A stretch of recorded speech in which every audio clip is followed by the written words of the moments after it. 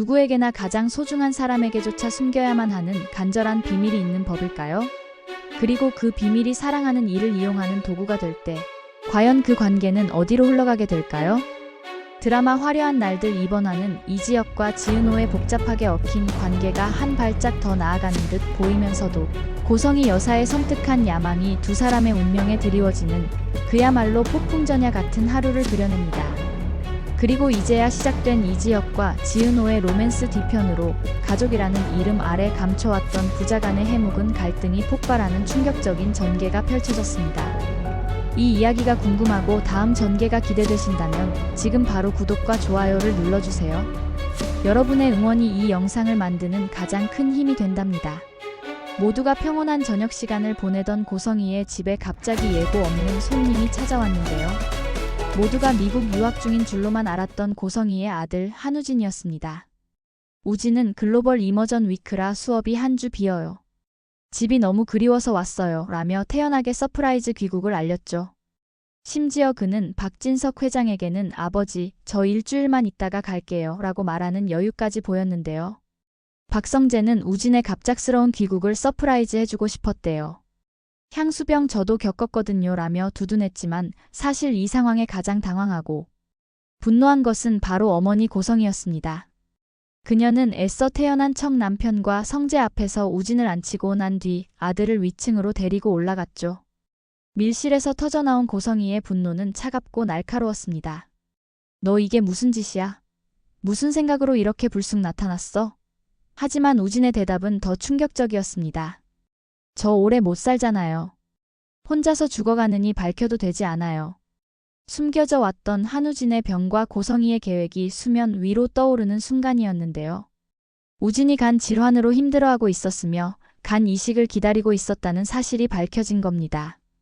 고성희는 당장 우진을 다시 미국으로 돌려보내려 했지만 우진은 향수병 때문에 집에 왔다는 아들을 바로 보내는 건 아버지가 아신 엄마 캐릭터랑 안 맞으니까라며 어머니의 숨겨진 속셈까지 꿰뚫고 맞섰습니다. 고성희는 아들의 죽음을 막기 위해 이미 간을 구해놓았다고 소리쳤습니다. 뭐 내가 너를 죽게 내버려 둘 것 같니? 내 간 구해놨어. 우진은 대기 순서 한참 남았잖아요 라며 의심했지만 고성희는 길어야 2달이야 라며 숨겨진 진실을 고백했죠. 고성희의 진짜 야망은 바로 여기에 있었습니다. 그녀는 병든 아들의 존재를 박진석 회장에게 철저히 숨기고 무결점의 아들로 만들어 박성재를 대신해 회사의 후계자로 세울 계획이었던 겁니다. 간이식한 너를 박진석은 절대 후계자 후보에 안 올려. 그동안 내가 왜 너를 나 혼자 병원 데리고 가고 산속에 꽁꽁 숨겨뒀는데? 결점이 있는 너는 안 돼. 너는 무결점이어야 해. 그녀의 야망은 섬뜩했습니다. 네 인생 네 거 아니야. 지금까지 너를 만든 건 나야. 엄마야. 그러려고 애쓰고 키웠으니까. 한편 고성희가 비밀리에 간을 구하는 과정에서 지은호가 이용되었을 것이라는 추측이 이어집니다. 앞서 고성희는 지은호가 자신의 친딸임을 알게 된 후 그녀에게 건강검진을 권유했었는데 이것이 알고 보니 간 이식 적합성 여부를 확인하기 위한 행동이었던 것이죠. 이 복잡한 가족사와는 별개로 이지혁과 지은호의 관계에는 놀라운 변화가 찾아왔습니다. 밤새 병원에 있다가 투자 피칭을 하러 갔던 이지혁을 지은호는 진심으로 걱정했었는데요. 이지혁이 카페 창고에 두고 간 수첩을 찾으러 다시 카페로 돌아왔을 때 지은호가 나 걱정됐나 봐요 라고 말하자 이지혁은 쑥스러움을 감추지 못했죠. 이때 지은호는 이지혁에게 지금 저한테 계속 반말하고 있는 거 알아요? 원위치 아시죠? 이 대표님. 이라며 선을 그으려 했습니다. 하지만 이지혁은 단호했습니다. 싫어. 이제 그만 좀 하자. 아직도 우리가 뭐 선후배도 못 되는 그런 사이야. 그는 심지어 과거 응급실에서 지은호가 간호사에게 자신을 선배예요 라고 말했던 것과 친구. 수정과 대화할 때도 지혁 선배라고 불렀던 이를 언급하며 지은호의 숨겨진 진심을 끄집어냈습니다. 그래 바로 그거야. 너도 모르게 나오는 게 진심이거든. 그리고 마침내 이지혁은 폭탄 선언을 합니다. 아무튼 그래서 어쨌든 간에 나는 이제 다시 너한테 반말할 거야. 너한테 은호야. 지은호 할 거라고 네가 뭐라고 하든. 이는 단순한 동업자 관계를 넘어 그들의 관계를 친밀한 선후배 시절로 복구시키겠다는 이지혁의 강력한 선언이자 직진 고백과도 같았습니다. 지은호는 당황했지만 이지혁은 아나 새벽에 응급실에 실려갔던 환자야. 집에 가서 쉬어야겠다라며 꾀병으로 자리를 피했죠.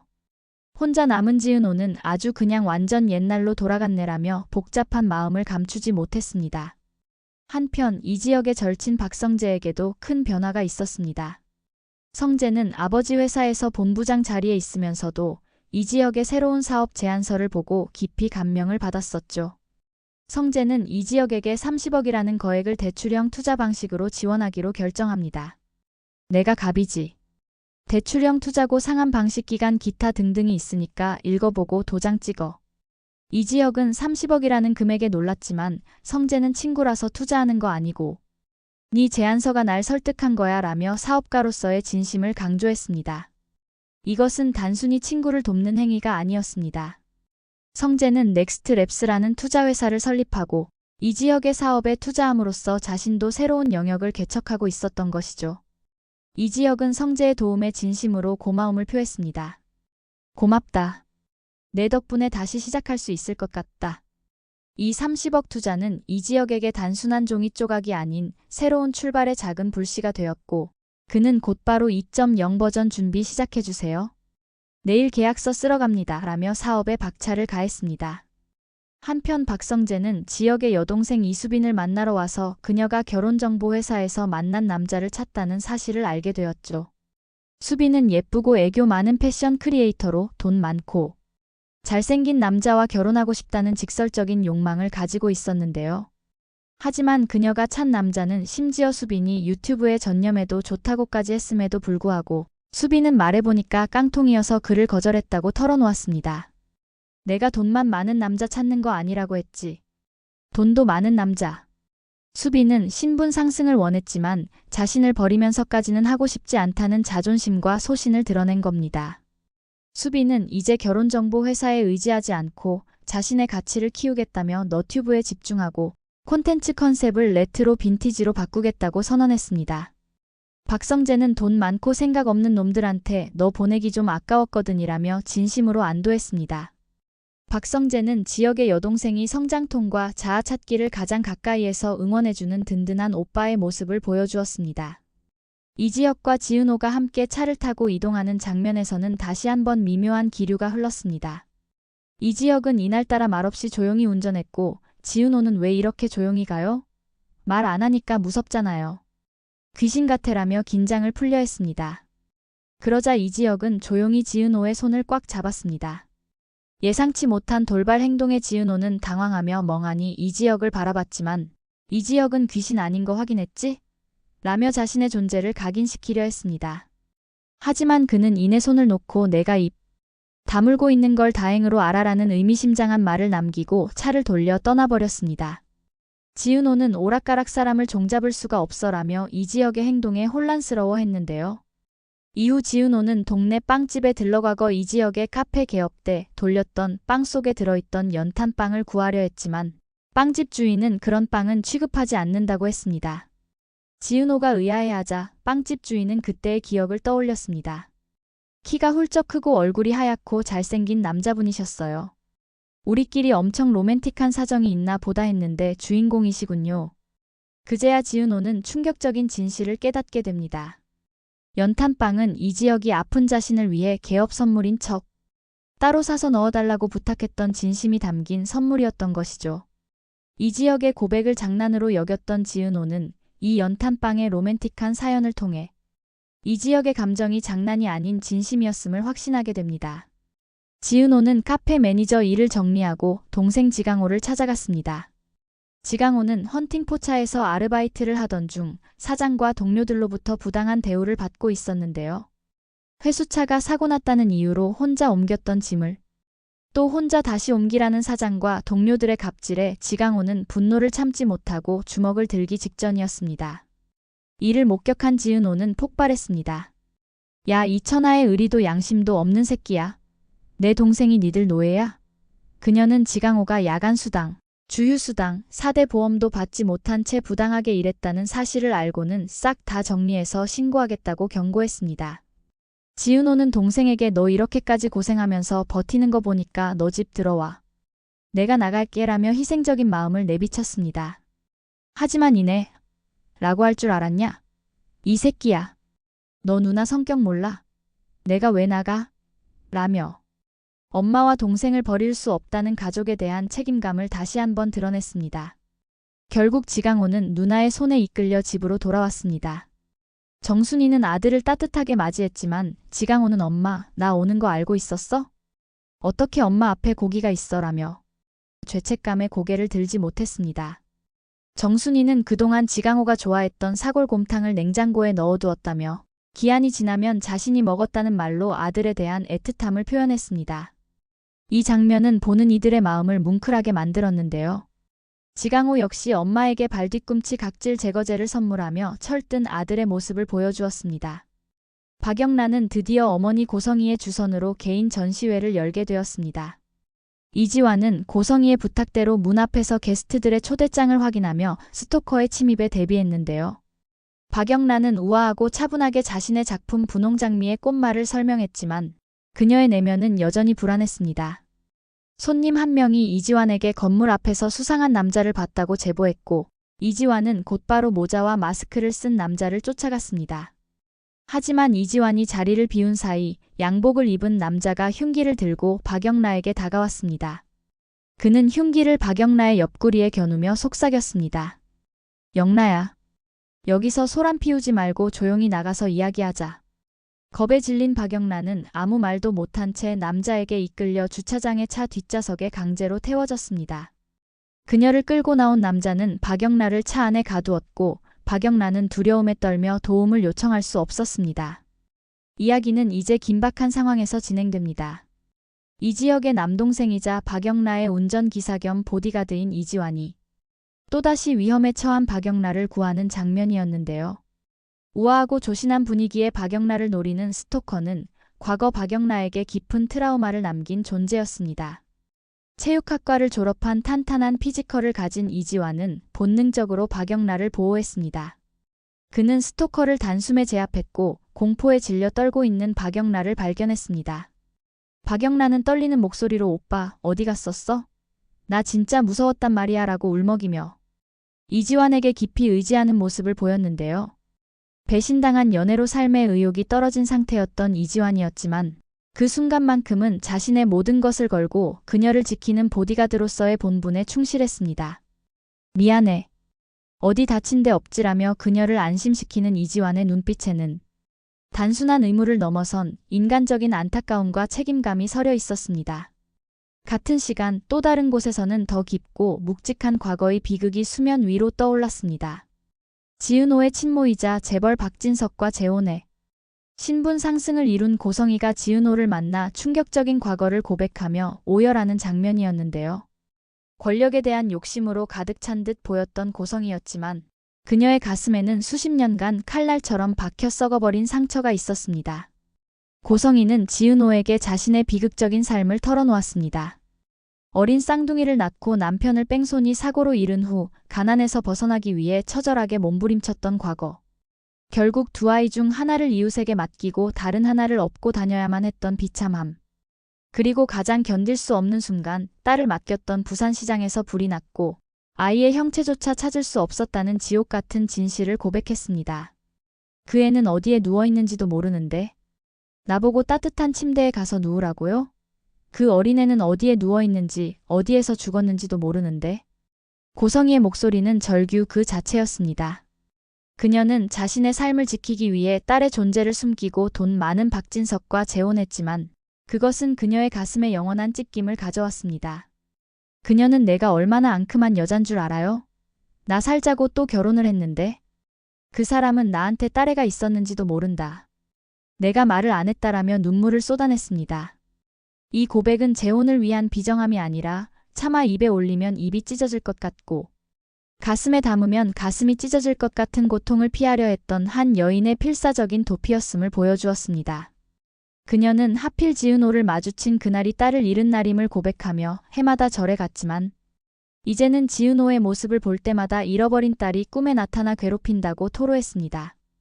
딸은 잃어서 내 가슴을 찢고 아들은 아파서 내 가슴을 찢는다. 이 말은 고성희가 지은호에게 간 이식 적합 여부를 확인하려 했던 행동이 친모로서의 죄책감과 동시에 자신의 병든 아들 한우진을 살리려는 이기적인 모성애가 뒤섞인 복합적인 감정이었음을 암시했습니다. 그녀의 숨겨진 아들 한우진이 예고 없이 집에 돌아와 엄마, 저 왔어요 라고 말하는 장면은 고성희의 불안정한 삶에 또 다른 폭풍을 예고하는 듯 했습니다. 지은호는 자신이 고성희의 잃어버린 딸일지도 모른다는 사실은 꿈에도 모른 채 그저 눈앞의 여자가 겪는 비극적인 모성애에 공감하며 따뜻하게 그녀를 안아주었는데요. 이 모녀의 피가 닿지 않은 듯 이미 얽혀버린 포옹은 시청자들의 눈물샘을 자극했습니다. 주인공 이지혁의 삶 역시 격변하고 있었습니다. 결혼식 파국 후 모든 것을 잃고 떠났던 그는 다시 돌아와 지은호가 일하는 카페 창고에서 새로운 사업을 시작했고 결국 지은호에게 동업을 제안하며 3개월간 엮이게 되었습니다. 사무실 확장 공사를 하던 중 이지혁은 단열재가 왜 이렇게 얇냐? 이러면 겨울에 춥다라며 평소의 냉철함 뒤에 숨겨진 지은호를 향한 따뜻한 걱정을 드러냈습니다. 지은호는 과거의 상처를 잊으려는 듯 공사 비용도 내가 내는 것이니 놔둬라. 언제든 분리 가능하도록 내 작업 공간 비용은 따로 하겠다라며 단호한 독립의지를 밝혔습니다. 이들의 대화는 여전히 어색한 경계를 유지하려는 지은호와 그 경계를 허물고 싶은 이지혁의 미묘한 감정 싸움이었습니다. 하지만 관계 회복의 신호는 곧 켜졌습니다. 이지혁은 중요한 투자 미팅을 앞두고 지은호의 진심 어린 응원을 받게 되자 평소의 차가운 가면을 벗고 감격했는데요. 성공적으로 미팅을 마친 뒤 이지혁은 곧바로 지은호에게 달려갔습니다. 그는 마치 칭찬을 갈구하는 소년처럼 네가 투자 미팅 잘해내라고 하지 않았냐? 나 잘했다라며 지은호의 인정을 원했습니다. 이 모습은 예전의 비혼주의자 이지혁에게서는 상상할 수 없는 사랑을 향해 마음의 문을 열고 있는 남자의 모습이었죠. 지은호가 어리둥절한 표정을 짓자 이지혁은 당황한 듯 자리를 피하려 지은호를 지나치다 그의 손등을 살짝 스쳤습니다. 이 짧고 우연한 접촉은 전기처럼 짜릿한 떨림을 선사하며 두 사람의 경계선을 단번에 무너뜨렸습니다. 당황해하면서도 설렘을 감추지 못하는 두 사람의 표정에서 핑크빛 기류가 강하게 감지되었습니다. 이후 회의실 가구 선정을 위해 다시 만난 두 사람. 이때 이지혁을 찾아온 한 여성의 등장은 지은호의 마음에 짙은 질투의 그림자를 드리웠습니다. 지은호는 저 눈빛이 뭔지 안다. 미팅을 하러 오면서 저런 복장은 뭐냐라며 은근히 이지혁을 향한 소유욕을 드러냈습니다. 이지혁은 이런 지은호의 반응이 싫지 않았습니다. 그는 여성의 점심 데이트 요청을 단호하게 거절하며 지은호 팀장이랑 먹을 예정이다라고 답해 지은호를 향한 자신의 마음을 간접적으로 표현했습니다. 지은호는 변한 이지혁의 모습에 혼란스러움을 감추지 못했습니다. 선배 보고 싶어서 왔는데 왜 그러냐? 예전 같았으면 합격점을 줄 만한 여자 아니냐라고 물었는데요. 이지혁은 차마 입 밖으로 꺼내지 못한 채 속으로만 뜨거운 진심을 되뇌었습니다. 지금은 너를 좋아한다. 네가 너무 좋다. 하지만 이 고백은 결국 박성재라는 거대한 벽 앞에 가로막혔습니다. 자신의 가장 친한 친구인 박성재 역시 지은호를 짝사랑하고 있다는 사실을 알기에 이지혁은 감정을 봉인할 수밖에 없었던 것입니다. 투자 결정 소식에 고무된 이지혁은 곧바로 지은호가 일하는 공사 현장으로 달려갔습니다. 홀로 힘겹게 작업하는 지은호를 보며 이지혁은 안쓰러움에 심장이 쪼그라드는 듯한 감정을 느꼈습니다. 네가 디자이너지 잡부냐? 사람을 부르지 그랬냐라며 걱정했고 지은호가 이 정도 규모는 나 혼자 할 수 있다라고 씩씩하게 답하자 이지혁은 배고프니 빨리 하고 밥 먹자. 내가 위쪽을 맡아 하겠다라며 기꺼이 사랑의 노동에 동참했습니다. 함께 작업을 하던 두 사람은 과거 대학교 시절 추억을 회상했습니다. 이지혁은 이 카페 처음 작업할 때 네가 너무 뛰어다녀서 발이 없는 줄 알았다. 근데 이젠 많이 컸다라며 칭찬했고 지은호는 그 시절의 고생을 떠올리며 애틋한 미소를 지었습니다. 긴 작업에 지친 두 사람은 결국 서로에게 기댄 채 달콤한 낮잠에 빠져들었습니다. 먼저 깬 지은호는 자신에게 기대 잠든 이지혁의 얼굴을 바라보며 자리를 피하지 않았습니다. 뒤늦게 눈을 뜬 이지혁은 침묵 속에서 지은호의 손을 붙잡고는 조용히 물었습니다. 너 언제까지 어깨 빌려줄 거야? 왜 1시간이나 나한테 어깨를 빌려줬어? 이 질문은 단순한 물음이 아니라 너도 나처럼 나를 사랑하고 있는 거 아니냐는 감정의 확인이었습니다. 지은호는 애써 선배가 계속 잠도 못 자고 그랬으니까. 내가 원래 휴머니즘이 있거든요 라고 둘러댔습니다. 이 순간 이지혁은 더 이상 감정을 숨길 수 없었습니다. 그는 지은호를 뚫어지게 바라보며 말했습니다. 그것뿐이야? 그거밖에 없어? 난 있는데. 이지혁의 눈은 이미 지은호의 입술에 고정되었고 두 사람의 얼굴이 흡인력처럼 가까워지는 순간 이지혁은 스스로 멈춰 섰습니다. 그는 결국 시선을 회피하며 나 위험한 애라고 중얼거린 뒤 너무 늦었다. 오늘 집에 가서 사업 얘기하기로 했거든이라며 마음을 두고 서둘러 자리를 떴습니다. 이지혁은 자신이 지은호를 사랑하고 있음을 인정했지만 그 마음을 끝내 우정의 무게 아래 억눌렀습니다. 그는 자리에서 벗어나며 박성재에게 지은호를 부탁한다는 문자를 남겼는데요. 이 문자는 이지혁의 가슴이 찢어지는 듯한 절교 선언이자 지은호를 향한 자신의 사랑을 자발적으로 포기하겠다는 비겁한 선언이었습니다. 지은호는 자신이 가지고 있던 이지혁의 그림을 보며 그와의 설렜던 순간들을 되돌아보았고 이지혁의 진심을 깨달았습니다. 그리고 그 모습을 지켜보던 박성재 역시 지은호의 마음이 이미 이지혁에게 돌아섰음을 눈치채고 괴로움에 흔들리는 눈빛을 보였습니다. 이지혁이 사랑 앞에서 도망치듯 자리를 피한 직후 그는 아버지 이상철을 만나러 갔습니다. 포장마차에서 술잔을 기울이는 두 부자의 대화는 결국 화해 대신 파국으로 치달았습니다. 정년퇴직 후 예상치 못한 재취업 취소, 편의점 해고 등으로 자존심에 깊은 상처를 입은 이상철은 아들 이지혁의 파혼 사태를 여전히 용서하지 못하고 있었습니다. 이상철이 이지혁에게 그 상태 내가 만들었냐? 네가 만들었지라며 비난의 화살을 돌리자 이지혁의 억눌린 분노가 터져나왔습니다. 제 결혼은요? 아버지는 비난 먼저 하셨어요. 돈에 팔려간 쓰레기처럼. 아버지는 한 번도 절 이해하려고 하신 적이 없어요. 이지혁의 이 외침은 자신이 비혼주의를 포기하고 조건부 결혼을 선택할 수밖에 없었던 절망감에 대한 아버지의 냉정한 외면에 대한 원망이었습니다. 하지만 이상철에게 이지혁의 파혼은 단순한 아들의 실수가 아니었습니다. 이상철은 분노와 울분으로 가슴을 치며 말했습니다. 화만 나는 줄 알아?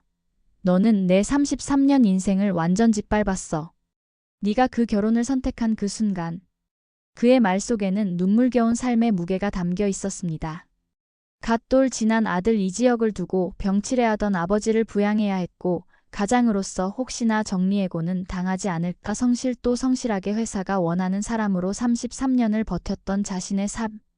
이상철에게 정직함과 성실함은 가장으로서의 훈장이자 이지혁에게 물려주고 싶었던 아버지의 유산이었습니다. 그런데 아들이 돈을 보고 결혼을 선택했다는 사실은 이상철이 평생 쌓아 올린 가치의 성벽을 완전히 무너뜨리는 행위였습니다. 내가 헛살았다고 느끼게 만든 거야. 이놈아 가장으로서 아버지로서 아들로서 살아온 내 삶을 네가 완전히 짓밟은 거야. 이지혁은 과거 이상철이 약속했던 미국 유학을 못 가게 했던 일을 꺼내며 아버지의 이해 부족을 공격했지만 이상철은 그마저도 미국 유학 못 보낸 거라며 단칼에 정리하려 했습니다. 결국 서로의 마음을 확인하지 못한 채 이상철은 가장 아픈 칼날을 아들에게 겨누었습니다. 너 집 나가면 안 되겠냐? 그 말은 이지혁에게 돌이킬 수 없는 깊은 상처를 남겼습니다. 두 부자는 결국 서로를 이해하지 못한 채 각자의 고독 속으로 침잠하고 말았습니다. 과연 사랑 앞에서 도망친 이지혁은 박성재와의 우정이라는 굴레에서 벗어나 지은호를 향한 진심을 고백할 용기를 얻을 수 있을까요? 그리고 이지혁과 이상철 부자의 찢어진 관계는 과연 봉합될 수 있을까요? 평생의 가치가 무너진 아버지와 아버지의 이해를 받지 못한 아들의 운명은 어디로 향할까요? 다음 회차에서는 이 모든 갈등의 파도가 더욱 거세게 몰아칠 예정입니다. 지은호와 이지혁의 아슬아슬한 로맨스, 그리고 고성희와 지은호 모녀의 충격적인 재회가 시청자들을 기다리고 있습니다. 다음 이야기가 궁금하시다면 좋아요와 구독, 그리고 알림 설정으로 화려한 날들의 다음 페이지를 놓치지 마세요.